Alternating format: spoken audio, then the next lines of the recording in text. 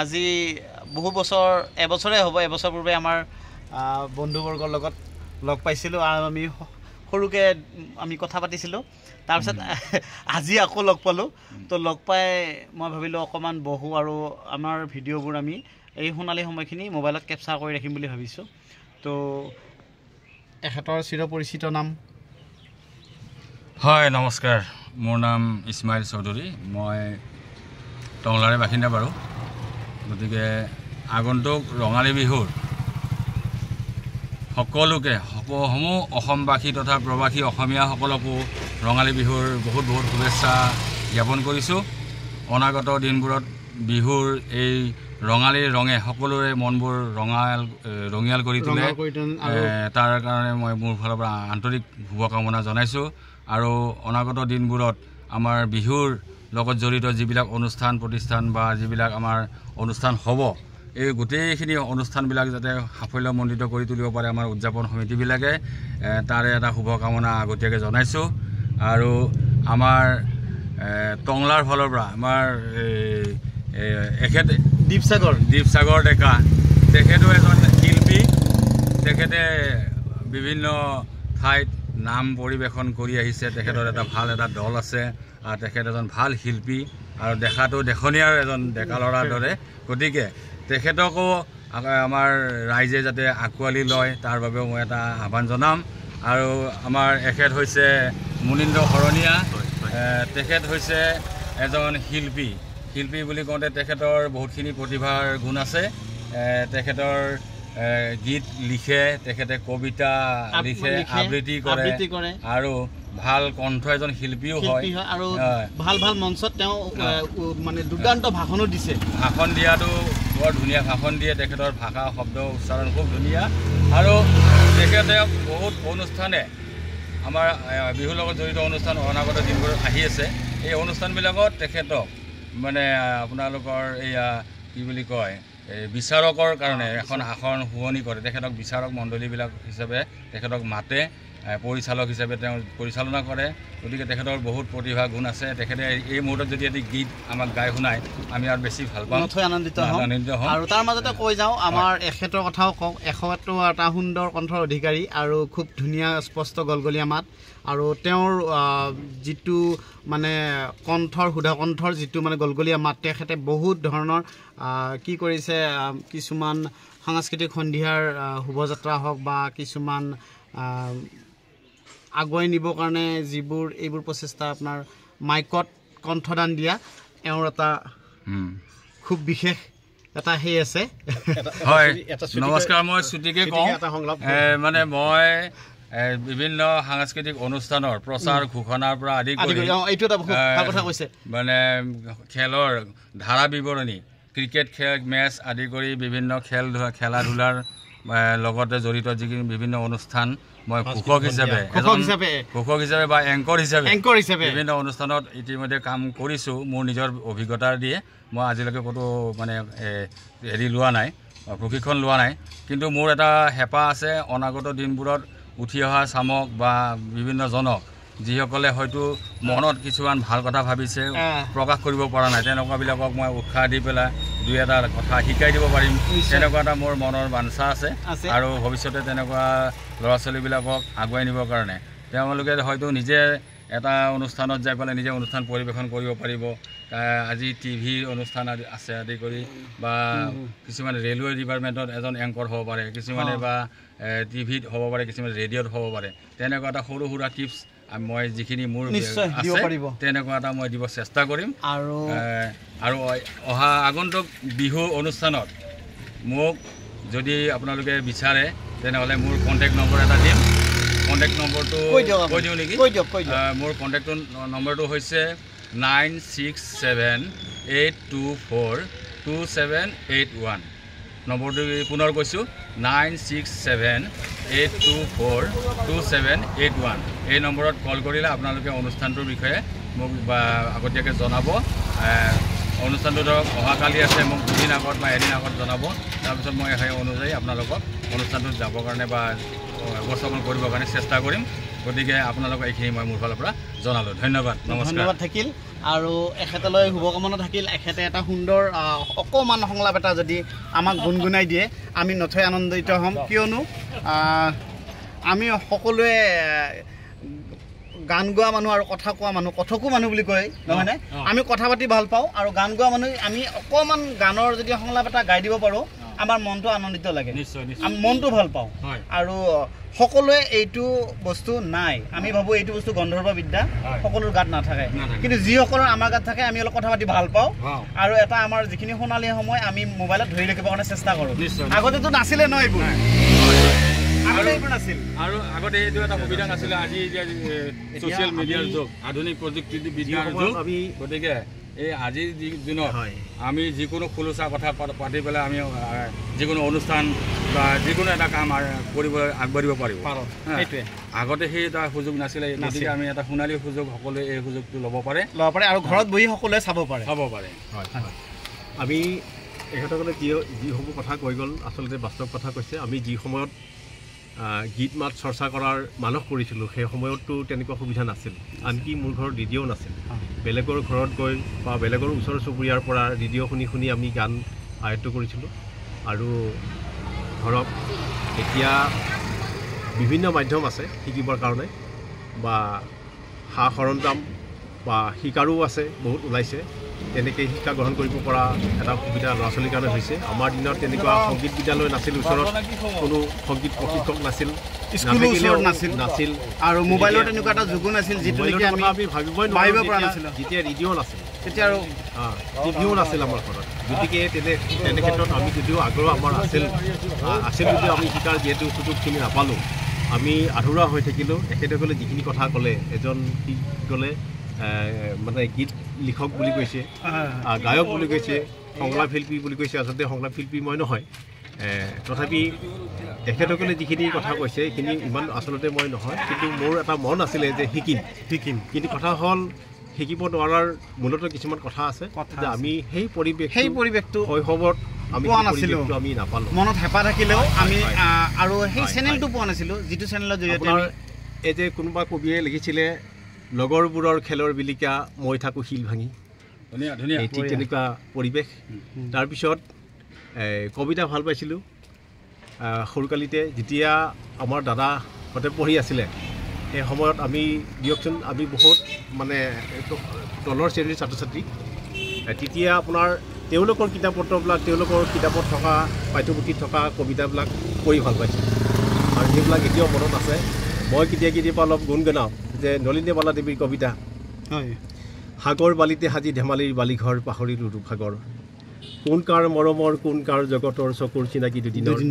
সসীমৰ ৰূপ তৃষ্ণা অসীমৰ বোৰ গ'লে হৈ যাব জৰি মৰমৰ। এইবিলাক বহুত ভাল পাইছোঁ, বহুত ভাল আছিল, বহুত ধুনীয়া আপোনাৰ এই যে অম্বিকাগিৰি ৰায়চৌধুৰীৰ কথা কবিতা, আপোনাৰ ধৰ চাৰু ধৰ ভাই আৰু চাবৰ সময় নাই। তেতিয়া আপোনাৰ উপসাহিত্য আৰু তেনেকুৱা পদ্য এটা বিভাগ এটা আছিলে দাদাহঁতৰ দিনত। আমাৰ দিনত আমি পোৱা নাই, আমাৰ পাঠ্যপুথিৰ লগতে সংযোজন কৰি দিলে, তেওঁলোকৰ সুকীয়াকৈ আছিলে। এই সুকীয়া কৈ থকা সেই পুথিখন মই পঢ়িছোঁ। গতিকে তেনেকৈ অলপ গীত ভাল পোৱা, কবিতা ভাল পোৱা হৈ থাকিলোঁ।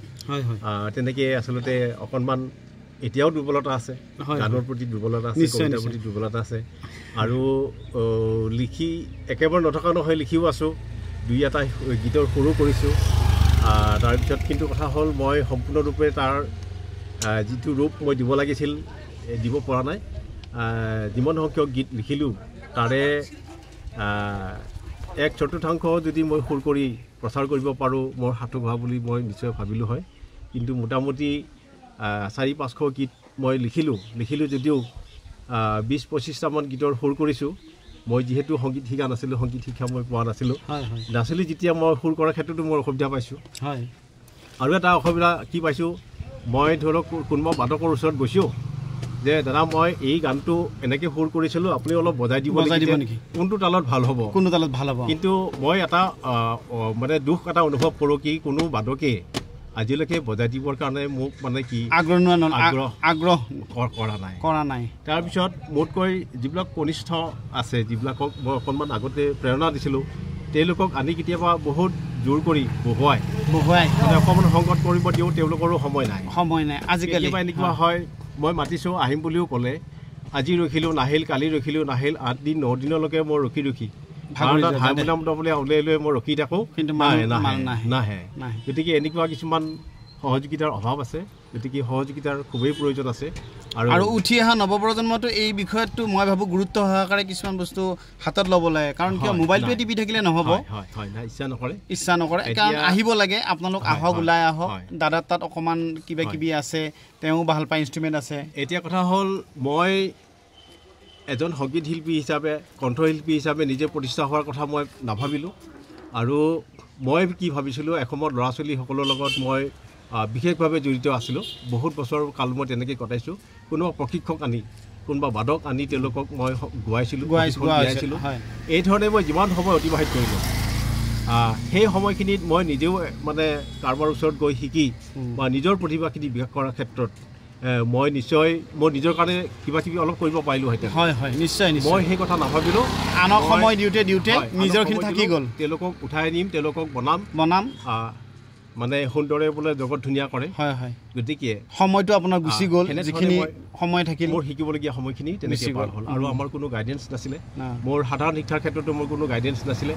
মই LP স্কুলৰ বাৰাণ্ডা গছকি নোপোৱা মানুহ মই LP স্কুলত আপোনালোকে বিশ্বাস কৰিব মই মাত্ৰ ছমাহিলী পৰীক্ষা দিবৰ কাৰণে মই 4 দিন গৈছোঁ আৰু বাৰ্ষিক পৰীক্ষা দিবৰ কাৰণে 4 দিন গৈছোঁ 1 দিন এডমিশ্যনৰ কাৰণে গৈছোঁ 1 দিন চাৰ্টিফিকেট আনিব গৈছোঁ গতিকে শৈশৱকালটো মোৰ তেনেকৈ ধূলি বালিৰ লগত মই গৰু চৰাই খৰি লৰি মানে এনেকৈ মই জীৱনটো পাৰ কৰিলোঁ খেতি বাতিৰ লগত জড়িত হয় গতিকে মই শৈশৱকালত মই শিক্ষাৰ তেনেকুৱা কোনো সুবিধা পোৱা নাছিলোঁ আচলতে আৰু কি হয় তেতিয়া মোক দেউতাই শিকাইছিলে অ আ ক খ গোটেইখিনি দেউতাৰ পৰা আয়ত্ব কৰিছিলোঁ আৰু দেউতাৰ পৰা আয়ত্ব কৰি মই LPৰ যিটো কোৰ্চটো মই ঘৰত কৰিছিলোঁ আৰু দেউতাই কোৰ্চটো কৰাইছিল সেইধৰণে মই অনানুষ্ঠানিকভাৱে LP স্কুলত মাত্ৰ পৰীক্ষাটো দি তেনেকৈ শিক্ষা গ্ৰহণ কৰাৰ চিন্তা কৰিছিল তেতিয়া আখৰ লিখাৰ যিটো মানে অনুশীলন মোৰ নাই কাগজ কলম নাই মোৰ ফলি পেঞ্চিল একোৱেই নাই গতিকে মই যেতিয়া আমাৰ ভণ্টিক দেউতাই শিকায় আপোনাৰ বৰ কৰ ক কৰক ৰ ক ধৰক এনেধৰণৰকৈ যেতিয়া শিকায় তেতিয়া মই চাই থাকোঁ ক খ গ ঘ অকণমান চাই থাকি মই পিছদিনা কি কৰোঁ ধূলিত মানে আঙুলি দি অকণমান শিকা যায় মানে এই আখৰবিলাক তেতিয়া আৰু সেই সময়ত মানে বহুতখিনি মানে এনেকুৱা এটা মানে হেৰি নাছিল যেনেকৈ আহাছো ভাইটি তোমাক মই শিকাম বা এইখিনি মই শিকাম হাতত ধৰা মানুহ নাছিল এতিয়াতো এতিয়া বহুতখিনি ছ'চিয়েল মিডিয়া যুগ এতিয়া কিন্তু বহুতখিনি মানুহে কৰি দিয়ে এতিয়া এইটো ধৰকচোন বহুত যুগৰ আগৰ কথাও নহয় বহুত বছৰ আগৰ কথাও নহয় ওচৰ চুবুৰীয়া গোটেই ল'ৰা ছোৱালীবিলাকে স্কুললৈ যায় মোক মানে গাৰ্জেনে স্কুলত যোৱাৰ কথাও নক'লে আৰু মোক ছাৰে আহি কৈছিল যে তুমি স্কুলত যাব পৰা তোমাৰ বয়স হৈ গৈছে তুমি যাব লাগে যাবা কেতিয়াৰ পৰা যাবা মই ছাৰ কথা দিও যাম বুলি মোৰ গাৰ্জেনে মানে নপঠিয়াই থাকি গ'লোঁ সেই ভয় ভাৱটো মোৰ আছিলে ছাৰৰ প্ৰতি তাৰপিছত যেতিয়া গৈ মই ছাৰৰ তাত এডমিশ্যন ল'লোঁ স্কুলত গৈ ছাৰে চাগে মোৰ গোটেইখিনি কথা গম পাইছিল ছাৰে মই কথা কোৱাৰ মাত্ৰকেই মোৰ কথাখিনি শেষ নহ'ব নাপতে ছাৰে ক'লে তোমাক মই আজি এডমিশ্যন কৰিম আজি এডমিশ্যন দিম বুলি তেওঁ কিতাপতো দি পঠিয়াইছিলে তেতিয়া আপোনাৰ মোৰ ৰোল নম্বৰ 20 আছিলে মই যেতিয়া পৰীক্ষা দিলোঁ 19 জন আছিলে মোক লৈ 20 জন হ'ল মোৰ ৰোল নম্বৰ 20 হ'ল যেতিয়া মই এনুৱেল পৰীক্ষা দিলোঁ পৰীক্ষা দিয়াৰ পিছত মোৰ ৰিজাল্ট ওলাইছে ৰিজাল্টত মই ফাৰ্ষ্ট হৈছোঁ কিমানখিনি প্ৰতিভা আপোনাৰ লুকাই আছিল তাৰপিছত আপোনাৰ যেতিয়া মই ক্লাছ 5ত পঢ়িম বুলি মই ভবা নাছিলোঁ কাৰণ মই যিহেতু LP ল'ৰা ছোৱালীবিলাকক মই কোনোবা পঢ়াব দিয়ে মই পঢ়াওঁ মনে এটা ভয় হৈ আছিলে মই যিখন LP পাছ কৰা নাই মই টিউশ্যন কৰিছে তেতিয়া মোৰ এটা ভাৱ হৈ আছিলে যে মোৰ ভয় হৈ আছিলে মই LPত পৰীক্ষাটো দি মই পাছ কৰা চাৰ্টিফিকেটখন ল'ব লাগিব চাৰ্টিফিকেটখন পালোঁ এতিয়া মই 5ত পঢ়িম বুলি ভবা নাই কিন্তু কি হ'ল দাদাই ক'লে হেৰি এই তোৰ চাৰ্টিফিকেট স্কুলত জমা দি থৈ আহিলোঁ সোমবাৰৰ পৰা স্কুলত যাবা এই বুলি যেতিয়া ক'লে মই তেতিয়া ভাবিলোঁ পঢ়িব লাগিব তাৰমানে আৰু এটা কথা যেতিয়া চাৰ্টিফিকেট আনিব যাওঁ তেতিয়া ছাৰে কৈছিল এতিয়া তোমালোকক আজি চাৰ্টিফিকেট দিলোঁ ভাল দিন এটা চাই তোমালোকে 5ত এডমিশ্যন কৰিবাগৈ আৰু এই বুলি যেতিয়া ক'লে মই তেতিয়া ভাবিলোঁ তাৰমানে পঢ়িব পাৰিম এডমিশ্যন ল'লোঁ এতিয়া মইতো ক্লাছত যাব সময় নাপাওঁ খেতি বাতি জড়িত থাকোঁ দেউতাক খেতি পথাৰত সহায় কৰোঁ মই ক্লাছত কেতিয়াও যাব নাপাওঁ তাৰপিছত কি কৰিলোঁ তেনেকৈয়ে মই অনানুষ্ঠানিক কিছু আনুষ্ঠানিক এনেকুৱাকৈ মই পঢ়িলোঁ পৰীক্ষা দিলোঁ সেইবাৰ মই 5ত ছেকেণ্ড হৈছোঁ গতিকে ছেকেণ্ড পজিশ্যন লৈ আপোনাৰ ক্লাছ 9-10 পালোঁগৈ কিন্তু দুৰ্ভাগ্য মোৰ বাকী পিছৰখিনি মোৰ বহুত খেলি মেলি হ'ল আৰু মোৰ নাই টিউশ্যন মাষ্টৰ মই ক্লাছত যাব নাপাওঁ এনেকুৱাকৈ তাৰমানে মই আচলতে আনুষ্ঠানিক শিক্ষাটো বহুত বিশেষ মই আগবঢ়াব নোৱাৰিলোঁ কিন্তু যিখিনি জীৱনত আধৰুৱা হৈ গ'ল ৰাখি থৈ গ'লোঁ হৈ থাকিল সেই আধৰুৱাখিনি ফিল আপ কৰিবৰ কাৰণে পূৰ্ণ কৰিবৰ কাৰণে মই এতিয়াও পঢ়া শুনা কাগজ কলম মই এৰিব পৰা নাই আৰু গীতৰ লিখাৰ বা কবিতা লিখাৰ চৰ্চাবিলাক মই কৰি আছোঁ আৰু যিমানখিনি সময় পাওঁ আজৰি সময়খিনি মই অলপ পঢ়া শুনাৰ লগত ব্যস্ত থাকোঁ গতিকে আপোনালোকৰ আশীৰ্বাদ বিচাৰিছোঁ যাতে মোৰ যিখিনি আধৰুৱা এই আধৰুৱাখিনি যাতে মই জীৱনকালত মই কৰি থৈ যাব পাৰোঁ ৰাইজক কিবা এটা দি যাব পাৰোঁ গতিকে আপোনালোকৰ আশীৰ্বাদৰ মোক খুবেই প্ৰয়োজন বৰ্তমান আপোনাৰ দীৰ্ঘায়ু কামনা কৰিলোঁ ইমান ধুনীয়াকৈ এটা দীৰ্ঘায়ু কামনা কৰিলোঁ আৰু আপোনাৰ এটা সুন্দৰ এটা অকণমান সংলাপ যদি মোবাইলত গুণগুণাই দিয়ে অকণমান আচলতে মই সংলাপ নিদিওঁ তেনেকুৱা মোৰ অভ্যাস নাই তথাপি মই নিজে লিখা গীতটো এটা গীত লিখিছিলোঁ লকডাউনৰ সময়ত তাৰ আগত লিখা গীতো আছে পিছতো লিখিলোঁ লকডাউনৰ সময়ত মই এটা গীত লিখি সুৰ কৰি মোৰ পৰিবাৰক গাবৰ কাৰণে কৈছিলোঁ গাইছিল ইউটিউবত দিয়াও হৈছিলে তাৰে অকণমান এটা কলি মোৰ নিজৰ মনত নাথাকে অকণমান গাই দিছোঁ মোৰ কণ্ঠ ভাল নহয় ধন্যবাদ মোৰ কণ্ঠটো গীত গোৱাৰ উপযোগী নহয় বুলি ভাবিয়ে মই কণ্ঠ চৰ্চা নকৰিলোঁ সংগীত চৰ্চা নকৰিলোঁ লাজ লাগে তথাপি মই অলপ গাইছোঁ বাৰু পাহৰি যাব পাৰোঁ একো অসুবিধা নাই প্ৰেৰণা তুমি নিদিলেও হ'ব নোপোৱা বেদনাই অভিমানে মোক খুৱাব প্ৰেৰণা তুমি নিদিলেও হ'ব নোপোৱা বেদনাই অভিমানে মোক খুৱাব চাইটোকে গালোঁ তো বহুত বহুত ধন্যবাদ চাওকচোন দাদাৰ ইমানখিনি প্ৰতিভা লুকাই আছে আৰু আমি আজি দাদাৰ পৰা ইমানখিনি কথা জানিব পাৰিলোঁ আৰু ইমানখিনি দাদাৰ লগত কথা পাতি ইমানেই ভাল লাগিল আজি আমি সঁচাই সৌভাগ্যৱান দাদাৰ কিছুমান কৰিবলগীয়া কাম থাকি গ'ল আৰু তেওঁ সুবিধা নোপোৱাৰ ফলত আজি বহুতখিনি পিছ পৰি থাকিল অকণমান আৰু তেওঁ যিখিনি ক'লে সেইখিনি সময়ত হয়তো আজিৰ তাৰিখটো হ'লে দাদাই বহুতখিনি আগবাঢ়ি গ'ল